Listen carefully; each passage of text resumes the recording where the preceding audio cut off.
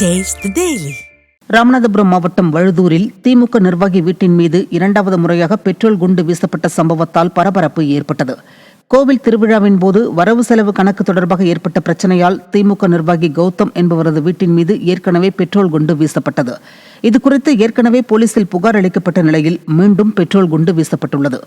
விடிய அரசின் காவல்துறையினரின் அலட்சியத்தால் இதுபோன்ற குற்ற சம்பவங்கள் தொடர்வதாக விமர்சனம் எழுந்துள்ளது.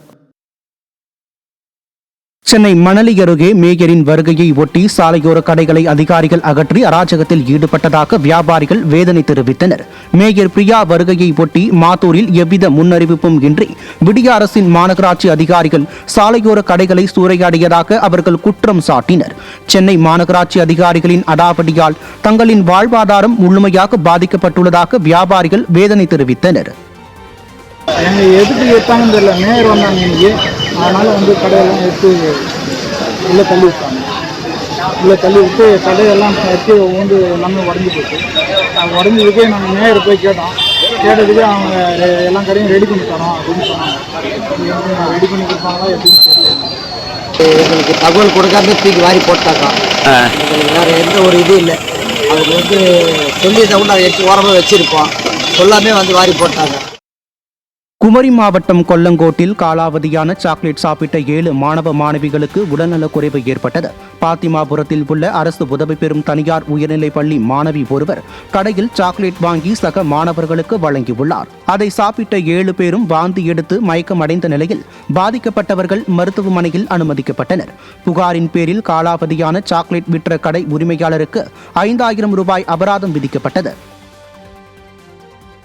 தருமபுரி மாவட்டம் மகேந்திரமங்கலம் அருகே நிலத்தகராறு தொடர்பாக அதிமுக நிர்வாகி மீது பாமக நிர்வாகி கொலைவெறி தாக்குதல் நடத்திய விவகாரத்தில் காவல்துறையினர் ஒருதலைபட்சமாக செயல்படுவதாக குற்றம் சாட்டப்பட்டுள்ளது. ஒட்டுப்பட்டி கிராமத்தைச் சேர்ந்த அதிமுக கிளை செயலாளர் கணேசனை அதே பகுதியைச் சேர்ந்த பாமக நிர்வாகி சரவணன் மற்றும் முனியப்பன் வீடு புகுந்து தாக்கியதில் கணேசனின் தாய் படுகாயம் அடைந்துள்ளார். இதுகுறித்து புகார் அளித்தும் விடிய அரசின் கேவல்துறை நடவடிக்கை எடுக்கவில்லை என கூறப்படுகிறது. இதனையடுத்து இருவரும் மீண்டும் வீடு புகுந்து தாக்குதல் நடத்தி கணேசனின் காலை வெட்டியுள்ளனர்.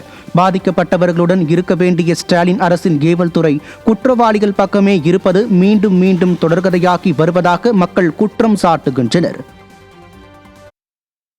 என்னுடைய சொந்த பட்டா நிலத்தில் நான் விவசாய நிலம் பண்ணிட்டு வந்துட்டுருக்கேன்.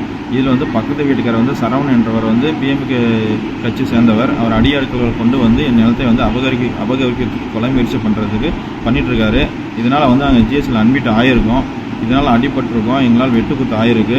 இந்த நடவடிக்கை மகேந்திரமங்கலம் போலீஸ் கம்ப்ளைண்ட் கொடுத்தா அவங்க கம்ப்ளைண்ட்டே எடுத்துக்க மாட்டேங்கிறாங்க. எந்த ஒரு நடவடிக்கையும் ஒரு 4-5 வருஷமாக நான் கம்ப்ளைண்ட் பண்ணிகிட்டே இருக்கேன். எந்த ஒரு நடவடிக்கையும் அவங்களால எடுக்கவே இல்லை.